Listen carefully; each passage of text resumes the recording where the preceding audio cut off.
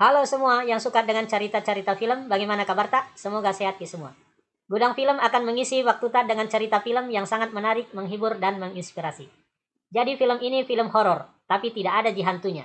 Yang ada manusia yang bersifat setan. Ceritanya ini toh, ada seorang anak muda yang diajak sama pacarnya untuk ketemu dengan orang tuanya.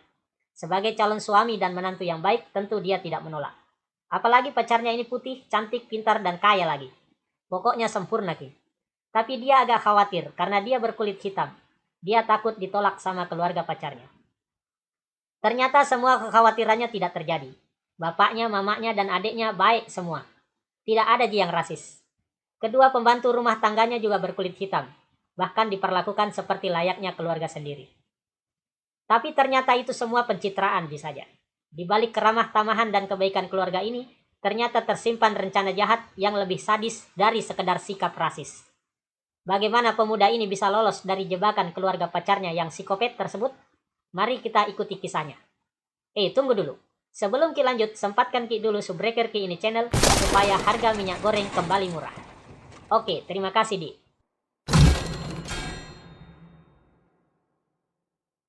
Film diawali pada suatu jalan di pinggiran kota.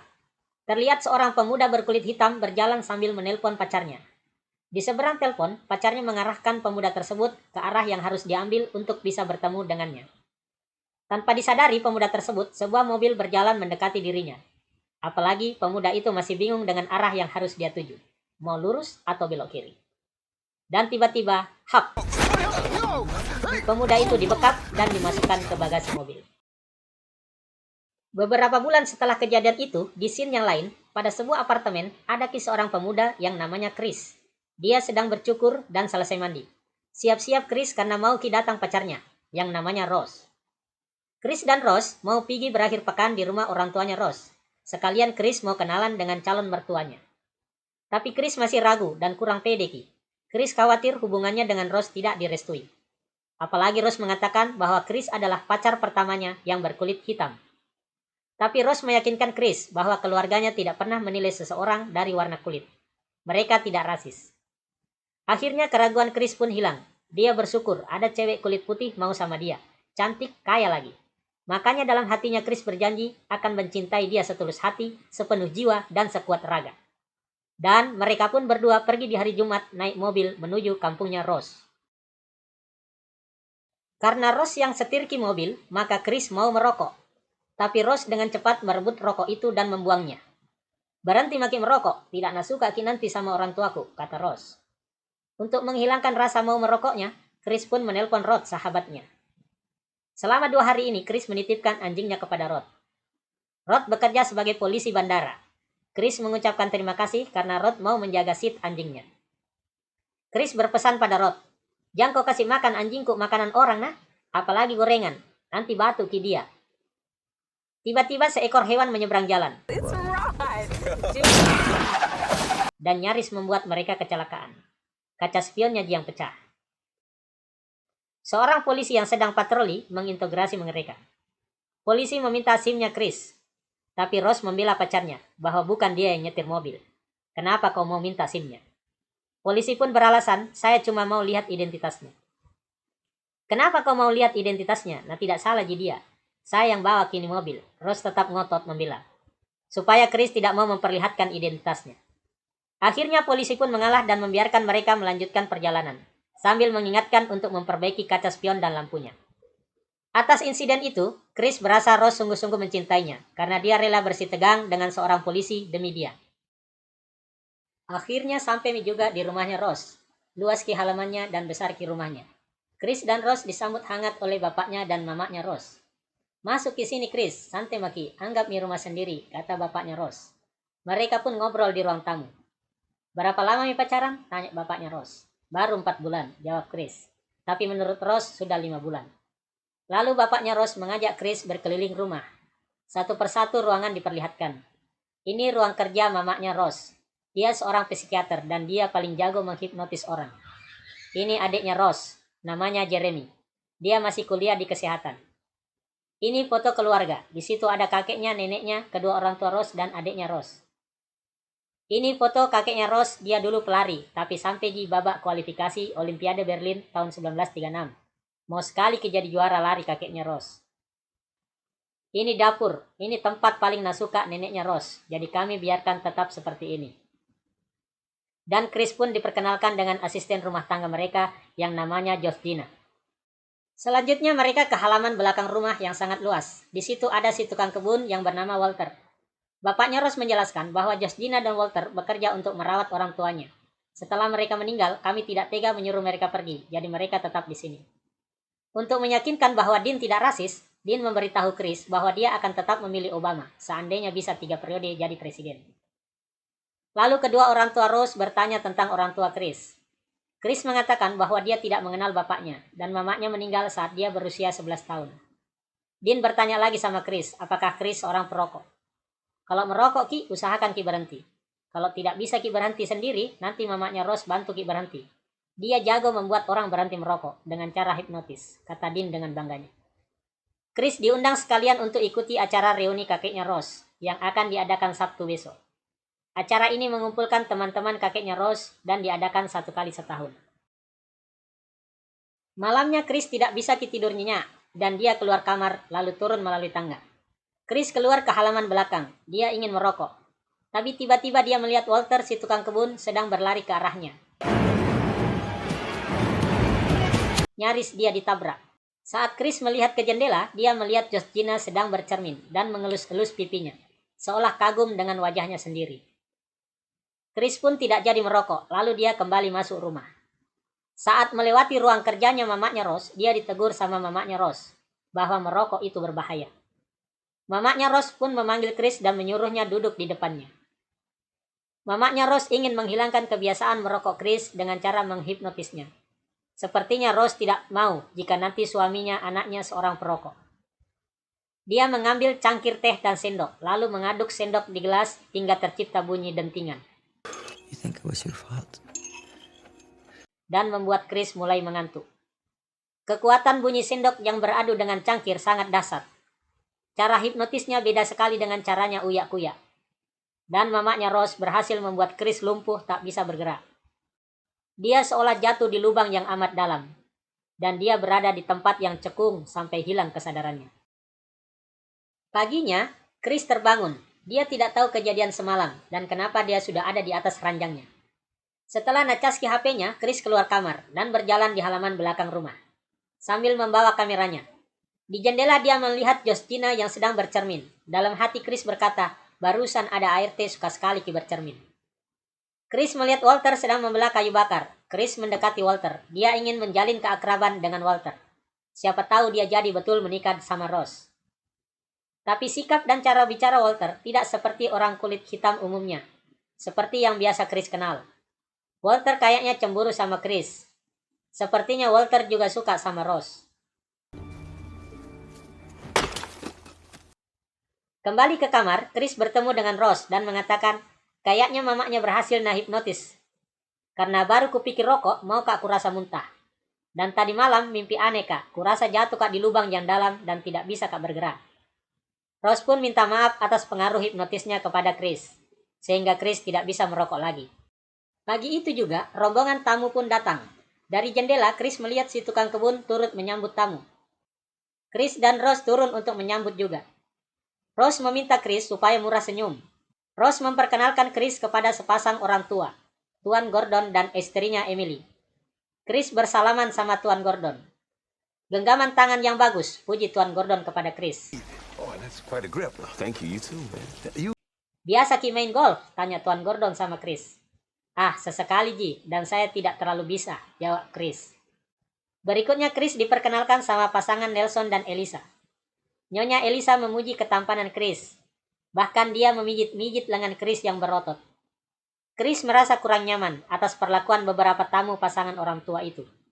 Dan Chris memisahkan diri dengan alasan mau ambil gambar dengan kameranya. Waktu Chris melihat dengan kameranya, ada lihat satu orang kulit hitam sendirian. Pigi Chris dekati orang itu. Chris menyapanya. Halo bro, nyaman kurasa karena ada Ki juga orang kulit hitam selain saya. Tapi reaksi orang itu sangat beda dengan harapan dari Chris. Dan tiba-tiba muncul seorang ibu yang sudah berumur, mendekati mereka berdua. Dia mengaku sebagai istrinya. Namanya Philomena. dan suaminya namanya Logan Kin. Sewaktu Chris menyodorkan tangannya untuk jabat tangan ala orang kulit hitam, ternyata Logan malah berjabat tangan seperti biasa. Kemudian Chris berjalan menepi, menjauh dari kerumunan, dan melihat seseorang yang duduk sendiri. Chris menghampirinya. Dia bernama Jim Hudson. Ternyata Jim mengenal Chris sebagai seorang fotografer muda yang karya-karyanya sangat bagus. Jim memuji Chris yang memiliki mata yang jeli sebagai fotografer. Dan Chris pun baru sadar bahwa bapak tua ini adalah pemilik galeri Hudson. Jim merupakan pedagang seni meskipun kedua bola matanya buta. Setelah basa-basi sama Jim Hudson, Chris berjalan kembali ke kamarnya. Dia naik tangga. Begitu Chris di atas, semua tamu yang tadinya ngobrol tiba-tiba diam dan melihat ke atas. Berarti mereka semua cuma pura-pura ngobrol. Chris melihat handphonenya yang dicas tadi pagi. Ternyata kabel casnya dicabut, jadi masih lowbat di HP-nya. Chris menelpon Rod temannya. "Hei Rod, aneh sekali di sini. Saya jadi pusat perhatian. Kayak tidak pernah mereka lihat orang kulit hitam. Nah pegang-pegang kak." Chris bercerita kepada Rod. Nah hipnotis kak juga mamanya Rose supaya berhenti kak merokok. Dan berhasil ki. Tidak mau mak merokok lagi. Mau kak muntah kurasa kalau lihat rokok. Tapi Rod justru punya pandangan lain. Wah bahaya itu Chris kalau begitu. Bisa kau nasuruh apa saja sama mamanya Rose. Bisa kau nasuruh menggonggong, nasuruh kau mengeong. Paling parahnya itu kalau najadikan kau budak seks. Ah, tidak mungkin itu. Keluarga baik-baik ini Rose. Dan Chris pun menutup teleponnya. Chris merasa Rod cemburu ki sama keberuntungan dia. Karena Rod masih jomblo sampai sekarang. Atas perintah Rose, Georgina datang ke kamarnya Chris. Dia minta maaf sama Chris karena tidak sengaja membuat HP-nya Chris tidak tercas dengan baik. Tadi itu mau kak bersihkan meja, jadi ku angkat ki HP dan lepas ki kabelnya. Dan tidak berani kak sentuh-sentuh ki lagi. Begitu Georgina menjelaskan ke Chris. Dan Georgina tersenyum, tapi matanya justru menangis. Bahkan Georgina mulai tertawa. Chris pun turun kembali. Chris dipanggil sama bapaknya Rose. Bapaknya Rose memperkenalkan semua tamunya kepada Chris. Ada bapak-bapak bertanya sama Chris, orang Jepang, namanya Hiroki. "Chris, menurutmu lebih banyak keuntungan atau kerugian menjadi orang Afrika Amerika sekarang ini?" Chris merasa pertanyaannya terlalu berat, jadi dia menjawab entahlah. Chris lalu meminta supaya Tuan Logan yang menjawab, karena sama-sama orang Afrika Amerika. Saat Tuan Logan menjawab, diam-diam Chris mengambil HP-nya dan memoto Tuan Logan. Tapi Chris lupa mematikan lampu blitz-nya. Become my sanctuary. Dan hal ini membuat Tuan Logan terdiam terlongo. Dan hidungnya mulai meneteskan darah. Tiba-tiba Tuan Logan mendekati Chris. Sorry, man. Okay. Get out! Yo, shoot, man. Tuan Logan mencengkeram baju Chris sambil berkata, keluar kok. Chris tidak menyangka lampu blitz-nya membuat Tuan Logan seperti orang kesurupan. Chris merasa shock. Dean menjelaskan bahwa Tuan Logan mengalami kejang otak akibat lampu blitz. Otaknya tertekan, lalu menyebabkan dia kehilangan kesadaran. Tapi untunglah mamanya Rose bisa menenangkan kembali Tuan Logan. Tapi Chris masih merasa bersalah dan khawatir sama Tuan Logan. Tuan Logan dan istrinya pun terpaksa pamit tidak bisa mengikuti acara sampai selesai. Untuk menghilangkan rasa bersalahnya Chris, Rose pun mengajak Chris berjalan-jalan ke pinggir danau. Di tepi danau, Chris bicara sama Rose. "Kenapa bisa gara-gara blitz, Logan seperti kena epilepsi?" tanya Chris. "Saya tidak tahu juga, bapakku kan ahli saraf. Pasti dia bisa lebih tahu apa yang dikatakan," jawab Rose. Sementara itu, pesta berlanjut di halaman belakang rumah. Pak Dean tampak berdiri di depan. Pak Dean mengangkat 2 jari, lalu 3 jari. Dan di sampingnya Pak Dean ada foto Chris terbingkai rapi. Ini pesta apa? Seperti main bingo. Dan pemenang jatuh ke Tuan Jim Hudson, sang pedagang seni yang buta. Sementara itu, Chris mengajak Rose untuk pulang malam itu juga. Dia sangat mencintai Rose, dan Rose pun setuju untuk pulang. Dia akan mencari alasan supaya bisa pergi sama Chris. Chris dan Rose berjalan pulang. Terlihat mobil-mobil temannya kakeknya Rose juga mulai meninggalkan rumah. Chris disambut senyum sama Walter dan Georgina. Tapi Chris merasa senyumannya itu palsu. Begitu pula dengan senyuman kedua orang tua Rose. Sampai di kamar, Chris mengirim foto Tuan Logan dan istrinya ke Rod temannya. Rod langsung menelpon Chris. Itu Andre Hayward, bukan Logan namanya. Rod pun bilang, pasti sudah Mina jadikan budak seks sama orang tua itu. Chris, pergi mau cepat keluar dari situ. Tinggal kami itu rumahnya Ross. Setelah ditelepon sama Rod, Chris mengajak segera Ross untuk pergi berkemas. Saat Chris masukkan bajunya di atas, dia melihat sebuah pintu lemari terbuka. Chris menyalakan lampunya. Di situ Chris menemukan foto-foto Ross. Ternyata Ross selama ini membohongi dirinya. Dia melihat fotonya Walter si tukang kebun dan fotonya Andre yang sudah berubah menjadi Logan. Ternyata mereka semua seperti pacaran sama Ross. Baru selalu bilang baru pertama kali Bede pacaran sama kulit hitam. Dan semua fotonya terlihat mesra. Chris sadar dia sudah tertipu. Saat Chris menutup pintu lemari itu, tiba-tiba Ross juga sudah masuk kamar. Sambil berkata, "Siap nih sayang." Chris pura-pura masih belum tahu dengan semua kebohongan Ross. "Ayo Mi kita berangkat. Ada Mi kunci mobil?" tanya Chris. Ross mencari kunci mobilnya di tas. Dia berkata kayaknya ada di sini. Tapi Chris sudah mulai sadar. Dia sudah tahu bahwa Ross pura-pura mencari kuncinya. Ross sengaja mengulur-ulur waktu.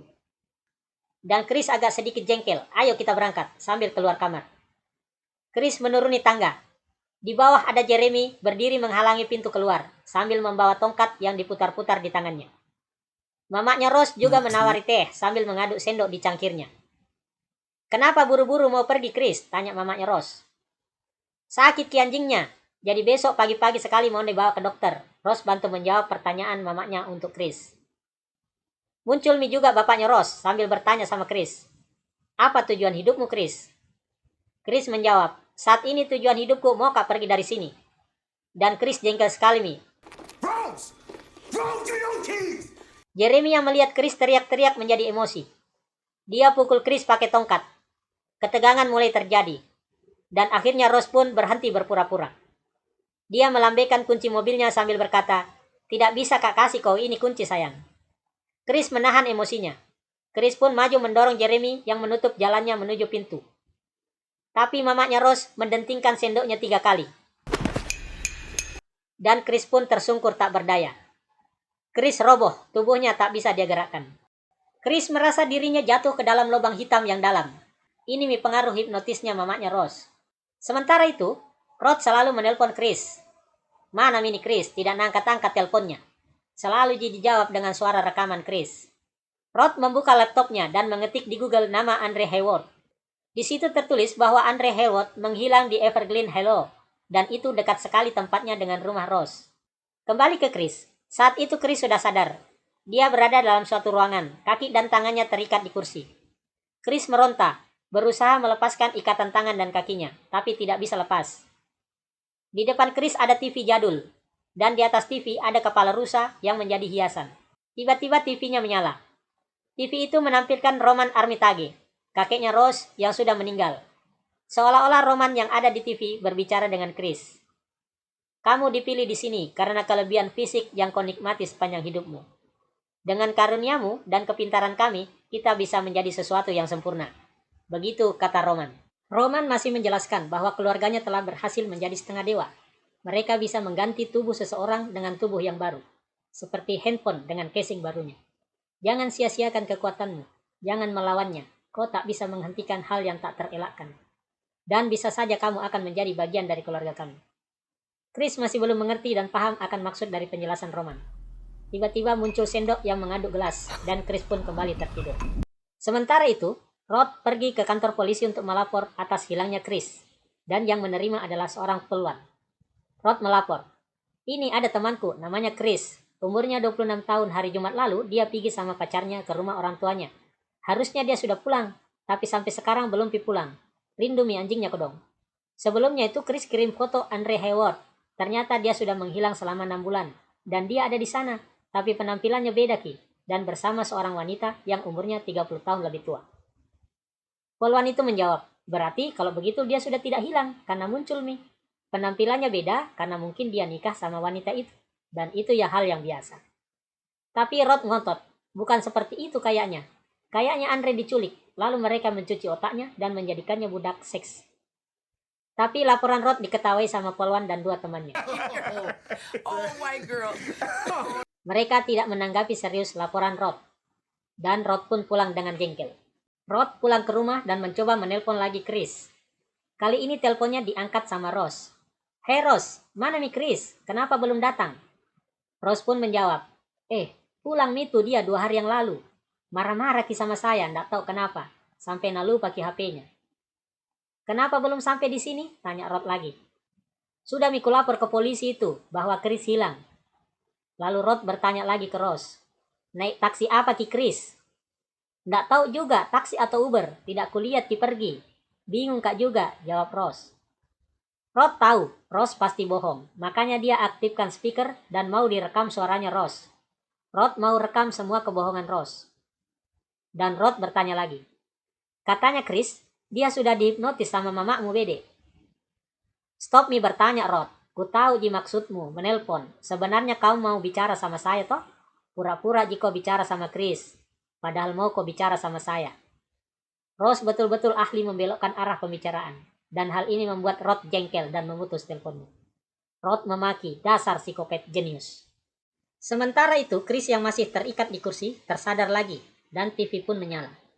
Di TV muncul Jim Hudson, sang pemilik galeri Hudson. "Hai Chris, bagaimana kabarmu sobat?" sapa Jim Hudson kepada Chris. Chris heran, kenapa bisa muncul ini Jim Hudson. "Pasti kau bingung toh, kenapa di sini? Saya jelaskan nah. Tahap pertama itu adalah hipnotis. Itu yang membuat kamu lumpuh. Tahap kedua, persiapan mental sebelum operasi. Dan tahap ketiga, operasinya. Jadi nanti kita dioperasi. Sebagian otakmu diambil dan diganti dengan otakku.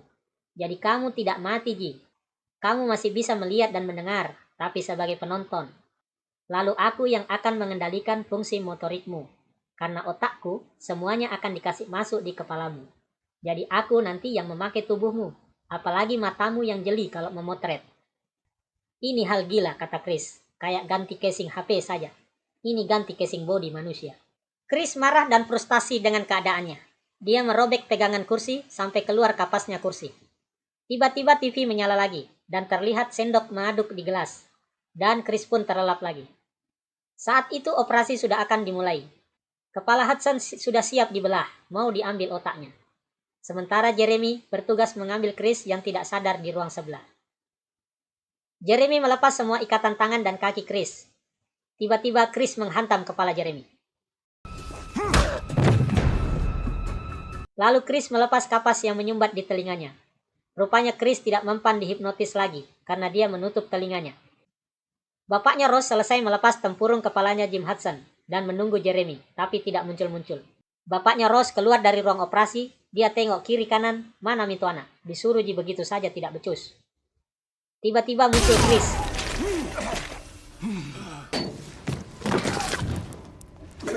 Chris naik tangga. Ternyata semua kegiatan psikopat ini dilakukan di ruang basement. Chris masuk ke dapur. Di situ ada Georgina. Dia lari ketakutan.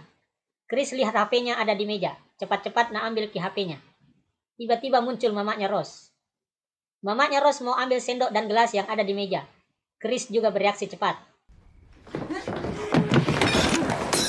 Dan gelas itu pun pecah. Lalu ambil pisau mamanya Ross dan mau natikam Chris. Dan mamanya Ross pun tewas. Setelah itu Chris berjalan ke arah pintu dan mau membukanya. Tiba-tiba Jeremy melompat dari belakangnya.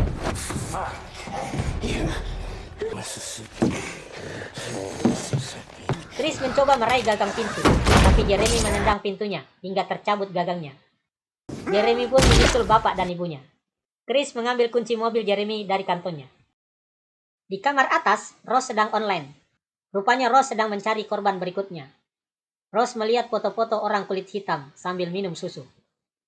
Sementara Chris masuk di mobilnya Jeremy, sambil menyetir, dia menelpon 911.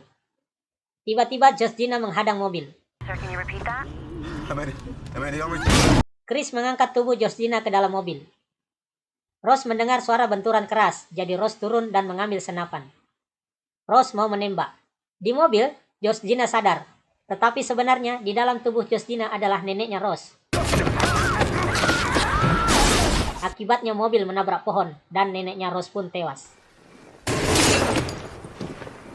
Chris keluar dari mobil. Rose kokang senapan lagi dan siap menembak Chris. Tembakan Rose meleset lagi.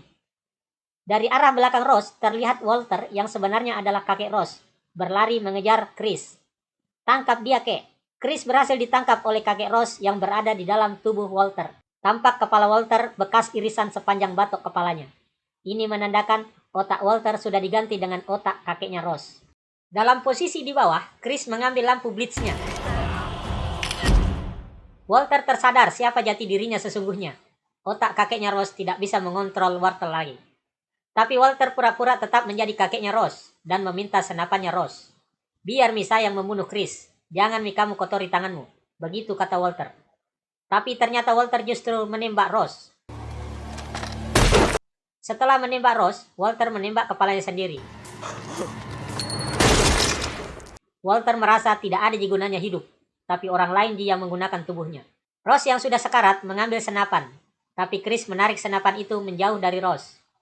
Rose minta maaf sama Chris, tapi Chris terlanjur jengkel dan sakit hati. Cekek di lehernya Rose, tapi tidak tega juga Chris untuk membunuhnya. Tiba-tiba datang mobil polisi. Rose pun teriak minta tolong. Ternyata yang datang Rod, pakai mobil polisi bandara. Chris pun jalan masuk ke mobil, sedangkan Rose akhirnya tewas di tengah jalan. Dan Rod pun membawa Chris meninggalkan TKP. Cerita pun tamat. Begitu ceritanya film yang berjudul Get Out, yang dibuat tahun 2017. Jangan lupa tekan tombol merah lalu tombol like dan kasih komentar.